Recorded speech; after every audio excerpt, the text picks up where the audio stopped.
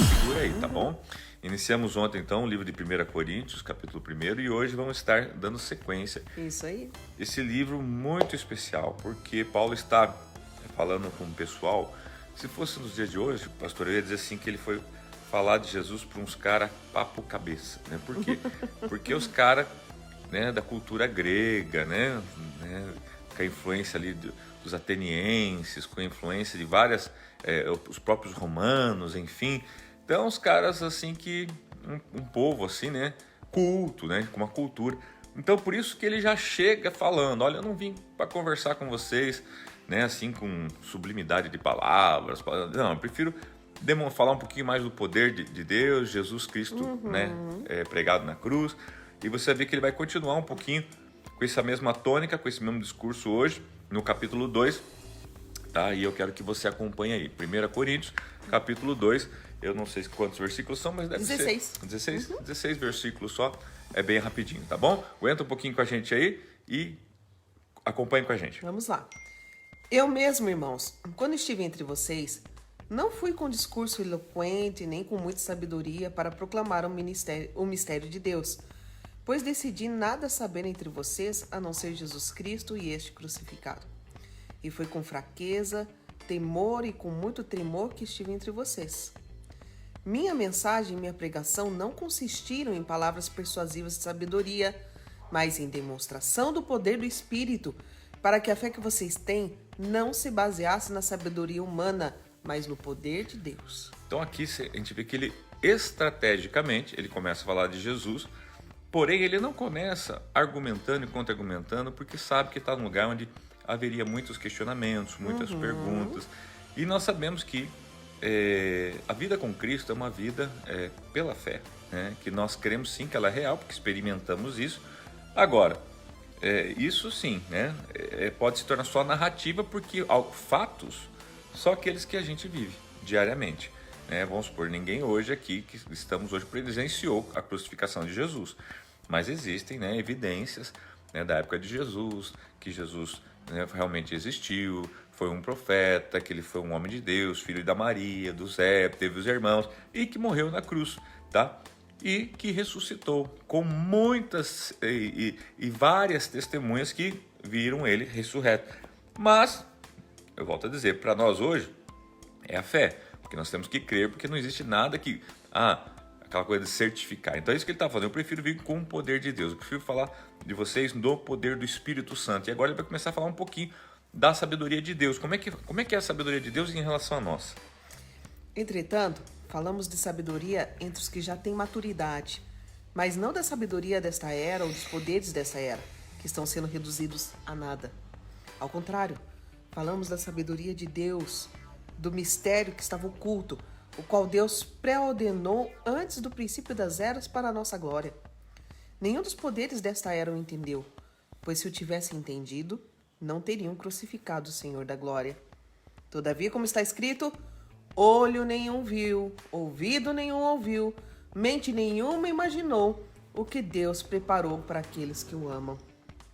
Deixa eu só apontar algumas coisinhas. Em outras palavras, o que está dizendo assim? Gente, a sabedoria de Deus não é nada comparada àquilo que nós chamamos de sabedoria. E aqui ele diz assim, ele não diz o porquê, mas ele diz o que acontece. Se vocês tivessem entendido o que Deus estava fazendo, jamais vocês teriam crucificado a Jesus. Quer dizer, vocês não entenderam. Vocês não entenderam, tá? Porém, né, ele pressupõe isso, ele sabe disso, então aquilo que o olho não viu, que o ouvido não viu, que não chegou ao coração do homem, Deus tem preparado. Então, claro que Deus está no controle o tempo todo. E ele revela isso por meio do Espírito, veja só. Mas Deus o revelou a nós por meio do Espírito. O Espírito sonda todas as coisas, até mesmo as coisas mais profundas de Deus. Pois quem conhece os pensamentos do homem, a não ser o Espírito do homem que nele está? Da mesma forma, ninguém conhece os pensamentos de Deus, a não ser o Espírito de Deus. Observe que está dizendo assim como nós temos um Espírito, Deus também tem um Espírito. Assim como o Espírito que está em nós conhece o que está nos nossos pensamentos, o Espírito de Deus conhece os pensamentos de Deus. Dele, tá? Nós, porém, não recebemos o Espírito do mundo, mas o Espírito procedente de Deus, para que entendamos as coisas que Deus nos tem dado gratuitamente. O que é importante a gente entender? Ele está dizendo assim que nós, quando nascemos de novo, nós recebemos agora o Espírito que é de Deus. Não é mais do mundo. Não é mais do mundo. E é esse Espírito que vai nos ajudar a entender, né, aquilo que o Senhor tem nos dado gratuitamente. Na verdade, não é nem bem a palavra entender. Você vai aparecer uma outra palavrinha aqui, parecida com essa, mas que dá um sentido semelhante. Mas Porque ele diz, né, para que entendamos as coisas que Deus nos tem dado, né? Delas também falamos, não com palavras ensinadas pela sabedoria humana, mas com palavras ensinadas pelo Espírito, interpretando verdades espirituais para os que são espirituais. Observe, interpretando Verdades espirituais para os que são espirituais. Necessita interpretar. A verdade espiritual ela precisa ser interpretada. Ela não é literária. Ela precisa ser interpretada. Quem não tem o Espírito não aceita as coisas que vêm do Espírito de Deus, pois lhes são loucura. E aqui não tem nada demais, gente. É muito simples. Quem não sabe falar chinês não entende o que o chinês está falando. Por quê? Porque não fala chinês. Então é simples assim. Quem não tem o Espírito de Deus não pode entender as coisas. Vai parecer loucura. Se você vê alguém falando, né, em mandarim na sua frente, você fala assim, e não sabe que aquilo é mandarim, você fala assim, meu Deus, a pessoa enlouqueceu, a pessoa está doida. Não está falando coisa com coisa, mas não é. É que você não entende, porque você desconhece esse idioma. E ele não completa e não é capaz de entendê-las porque elas são discernidas espiritualmente. Observe, discernidas, essa é a palavra que eu queria. As coisas de Deus, elas não são entendidas, elas são discernidas. Elas precisam se discernir, interpretarem. Ela precisa ser interpretada pelo Espírito. Porque às vezes a gente quer entender. Por quando isso, na verdade deveria discernir. Nós comentávamos ainda ontem, amor, eu falei assim, que tem coisas, gente, na vida da gente, eu falo, meu Deus, o que está acontecendo? Por que Deus não age? Por que Deus não faz? Ou por que Deus está fazendo assim? A gente não consegue entender, gente. E daí é a hora que você tem que ir para a oração. Buscar discernimento de E Espírito. falar, Senhor, como entender eu não posso? Então me dá Me ajuda a discernimento. discernir, é verdade. Que é aquele vento que vai trazer a calmaria. Esta é a oração certa para você fazer. Isso, vai trazer aquela calmaria para o meu coração, para que eu possa, mesmo não entendendo, mas discernindo que o que o Senhor algo está fazendo. Deus está fazendo, que eu não posso saber agora, ou talvez não compreenda, ou talvez não consiga enxergar, mas Deus está agindo, né? Isso é tremendo, queridos. Mas quem é espiritual discerne todas as coisas, e ele mesmo, por ninguém é discernido.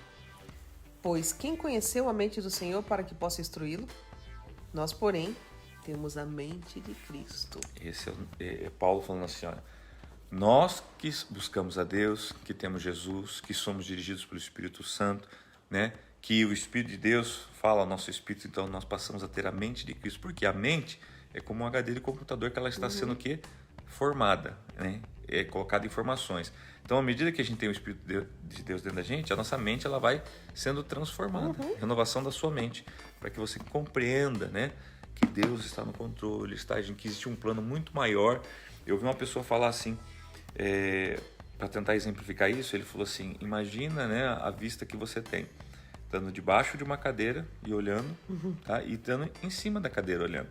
São visões diferentes, mas o local é o mesmo, né? A cadeira é a mesma, né? O dia é o mesmo. O lugar é o mesmo. Né? Só que são visões diferentes. Por quê? Porque vocês estão em posições diferentes. Então, Deus é óbvio que a posição que Ele está é muito diferente. É diferente. Então, Ele precisa o quê? Como nós não podemos estar na posição que Ele está, então Ele envia o quê? Do Espírito dEle ao nosso coração para dizer para nós, ó, fica tranquilo, né? Daqui onde eu estou, eu vejo e está tudo indo bem. Tá? Daí a gente pega aqui de baixo e fala assim, Senhor, e daqui onde a gente tá tudo indo mal, viu? Né? A gente fala, tá tudo indo mal. Ele fala, não, é que vocês não estão vendo o que eu estou vendo. Né? Eu lembrava ontem um pastor falando sobre o livro de Isaías, que fala assim, que ele foi arrebatado dos céus, e daí ele viu, a terra está cheia da sua glória. Mas enquanto ele não foi arrebatado aos céus, enquanto ele estava na visão da terra, ele estava reclamando, porque ele dizia, Senhor, não tem mais jeito. Né? O mundo não tem condições, já foi, já deu o que tinha que dar, era a visão que ele tinha de baixo. Quando ele foi arrebatado aos céus, ele falou, nossa, tá cheio da glória de Deus. Que legal isso, né? Isso. Que é você, mas meu Deus, o que Deus está vendo que nós não estamos vendo? O que Deus está vendo na tua vida que você não está vendo? O que Deus está vendo na minha que eu não estou vendo? Né? E estamos aqui reclamando. E Deus, calma, gente, calma. O Espírito Santo, calma, confia. Né? E assim vai, tá bom? E esse é o capítulo 2, pastor. Né? Exatamente. Deus- Lembre que você tem a mente de... Cristo, tá bom? Beijo no coração de vocês, né? Deus abençoe todos vocês, a Marlene, a Tânia, a Vera, a Regina, né? Quem mais aqui? A Deise Porcel, Ana Paula Ferreira, glória a Deus, Deus abençoe a vida de vocês, a Marlene, Fink Souza, Josiane, Vânia Brum, Deus abençoe, Vânia. Marlene tá aqui. É isso aí, gente. Um abraço a todos vocês, fiquem com Deus. Até às 15 horas. Hoje é terça, né? Então Hoje até é às terça. 15. Tá bom? Amanhã é Deus quarta, abençoe. 14h30. Beijo no coração, fiquem com Deus. Tchau, tchau.